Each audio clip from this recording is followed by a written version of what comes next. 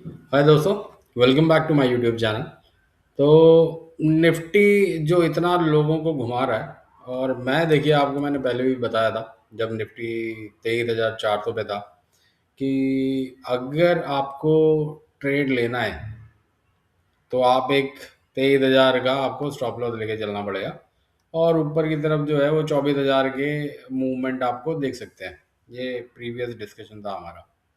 और bank Nifty में भी मैंने लेवल बताए थे। तो अभी देखिए जितना भी निफ्टी ने कोशिश करी है, अभी तक 23,000 के लेवल को निफ्टी ब्रेक नहीं कर पाया।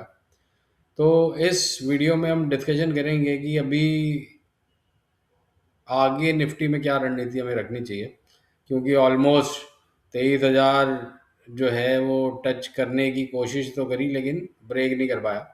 और इसी तरीके से बैंक निफ्टी में हम अपनी स्ट्रैटेजी एक बार दोबारा से चेक करेंगे कि क्या बैंक निफ्टी में हमें करना है, और क्या कोई स्टॉक बढ़िया स्टॉक है जिसमें कि कोई अप मूव है, गोल्ड सिल्वर।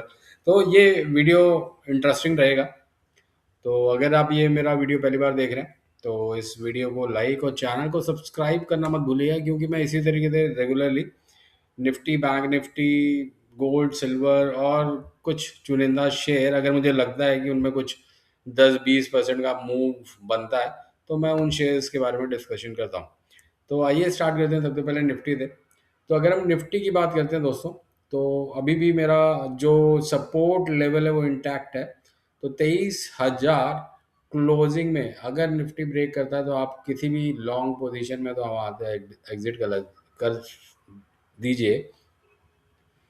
लेकिन मेरी कोई भी सलाह नहीं है कि आप फिलहाल निफ्टी या बैंक निफ्टी या इंडेक्स की अगर हम बात करते हैं तो इसमें ट्रेड कीजिए, क्योंकि देखिए ये जो एक रेक्टेंगल बना हुआ है, आप इस रेक्टेंगल को देखिए कि ये पहला दिन था, ये 8 अप्रैल है, और आज हम 9 जून पे बैठे हैं। तो अप्रैल से मई, मई से जून, 2 महीना पूरा खत्म हो गया। और ये एक रेंज है जिसमें कि निफ्टी लोअर लेवल पे ही घूम रहा है, मतलब ये भी नहीं कि ऊपर लेवल पे घूम रहा है, तो लोअर लेवल पे ही घूम रहा है। तो पहले जो रेंज थी निफ्टी में वो आपकी बन रही थी 24,500 से 23,500। और अब जो निफ्टी की रेंज बन रही है वो 24,000 से 23,000। और फिलहाल ये नीचे के लेवल पे ट्रेड कर रहा है।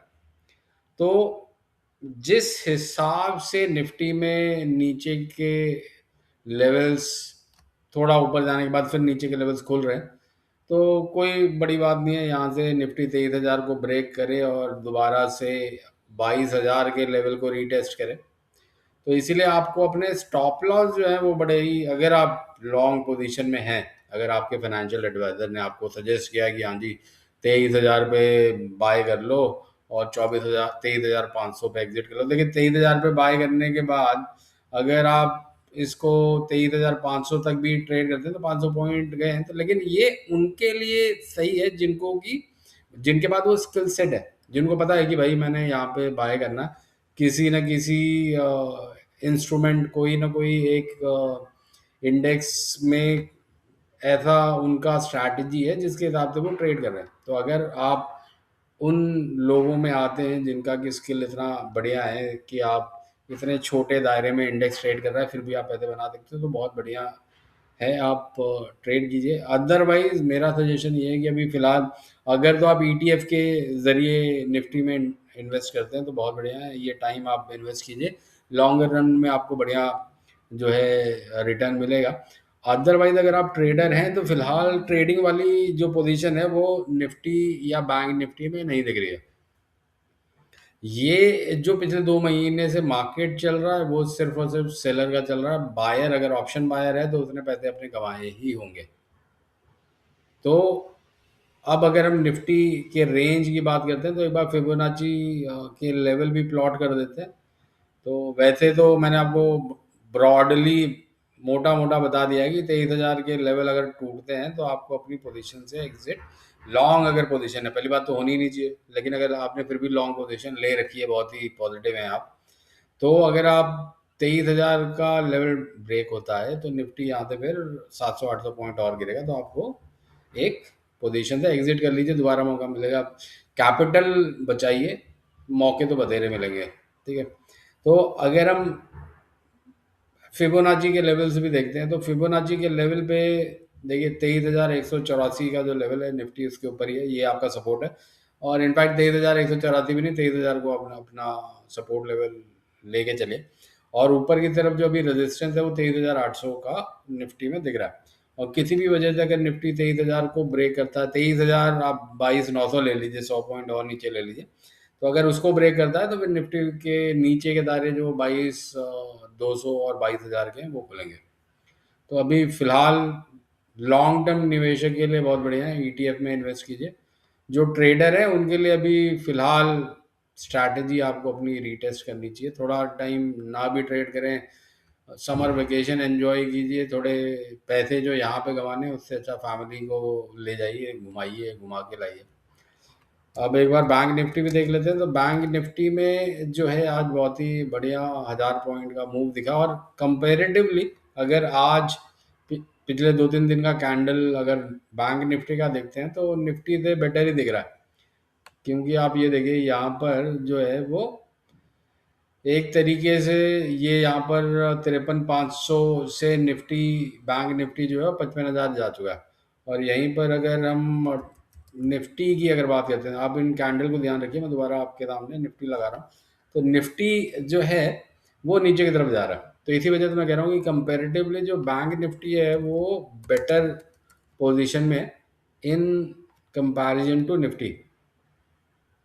और यहाँ पर अगर हम एक बार फिबोनाची के लेवल को प्लेस करते हैं तो फिर एक बार वो भी हमें लेवल दिख जाएंगे। लेकिन मैं इसमें भी आपको ब्रॉडली बता देता हूँ कि ब्रॉडली अगर किसी भी वजह से 52,800, ये जो यहाँ पर ये जो लेवल है इसको 52,800 का ही ये लेवल है। आप ये देखिए यहाँ पर ये बैंक निफ्टी बार बार सपोर्ट ले रहा है, तो इस लेवल को अगर बैंक निफ्टी ब्रेक करता है किसी भी वजह से, तो ये फिर आपको बैंक निफ्टी 50,000 की तरफ जाएगा। तो अगर आप बैंक निफ्टी में आप कोई भी लॉन्ग पोजीशन में हैं तो आपको इस 52,800 के एक स्ट्रॉन्ग मतलब स्टॉप लॉस को लेके चलना है। यहाँ से अगर नीचे गया क्लोजिंग बेसिस पे तो एग्जिट कर लीजिए, क्योंकि यहाँ से फिर एक्सपेक्टेड ये है कि 2,000 के करीब और नीचे की तरफ बैंक निफ्टी करेक्ट हो सकता है। तो ये तो निफ्टी और बैंक निफ्टी की स्ट्रैटेजी है। एक बार गोल्ड और सिल्वर देख लेते हैं। देखिए गोल्ड और सिल्वर में हर वीडियो में डिस्कस तो करता हूँ, लेकिन मेरी कोई भी स्ट्रैटेजी अभी ट्रेडिंग की गोल्ड या सिल्वर में नहीं दिख रही है।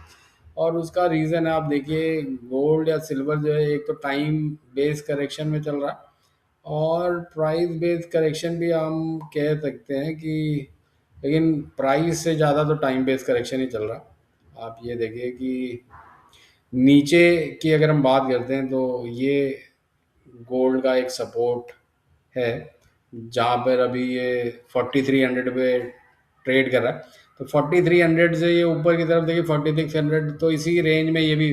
तो ये अप्रैल से अगर हम बात करते हैं तो चाहे वो गोल्ड है, चाहे सिल्वर है, चाहे निफ्टी है, बैंक निफ्टी है, एक रेंज में फंसे हुए हैं।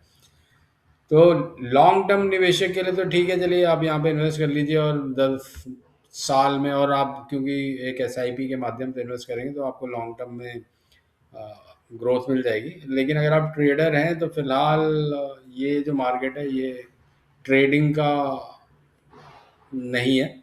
आप इन्वेस्टमेंट के लिए आप एक बार को कमोडिटी में देख सकते हैं, और ईटीएफ के माध्यम से भी आप इन्वेस्टमेंट कर सकते हैं। सिमिलरली अगर हम बात करते हैं सिल्वर की, तो आप सिल्वर भी देखिए कि ये वही रेंज है जिसमें कि सिल्वर फंसा हुआ है। तो फिलहाल अगर आप कोई भी इसमें ट्रेड लेना चाहते हैं तो आपको इनका ख्याल रखना पड़ेगा कि अगर 65 के लेवल को निफ्टी अगर किसी भी वजह, सिल्वर अगर किसी भी वजह से ब्रेक करता है तो फिर ये यहाँ से 50 के लेवल पे जाएगा। तो अभी फ़िलहाल ट्रेडिंग का कोई भी मेरा गोल्ड और सिल्वर में सजेशन नहीं है।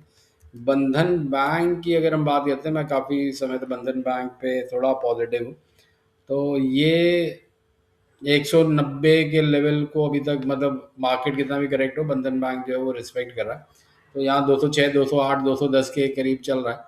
तो कोई भी फ्रेश अगर यहाँ पे पोजीशन बनानी है तो आपको स्टॉप लॉस जो है वो करीब करीब 180 का आप स्टॉप लॉस लेके चलिए। ऊपर की तरफ जो बंधन बैंक में मुझे दिख रहा है वो 225 का मतलब हो गया, देखिए 180 का मतलब हो गया आपके 26 पॉइंट इधर, और 225 का मतलब हो गया 20 पॉइंट उधर लॉन्ग साइड में। तो 1:1 का अभी फिलहाल रिस्क टू रिवॉर्ड रेशियो है। लेकिन अगर 225 के ऊपर कंफर्टेबली क्लोज होता है तो फिर मुझे लगता है कि 250 के लेवल भी बंधन बैंक में देख सकते हैं।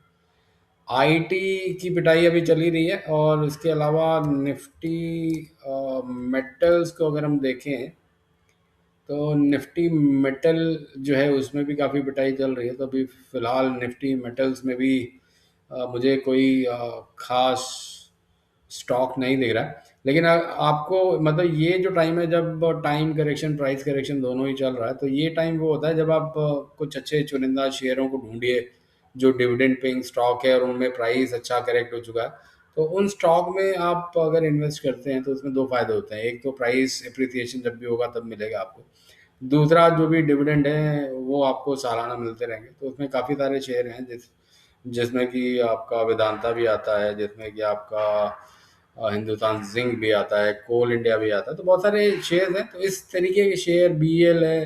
तो इस तरीके के जो डिविडेंड पेइंग अच्छे स्टॉक्स हैं उनको आइडेंटिफाई कीजिए और उनमें इन्वेस्ट कीजिए।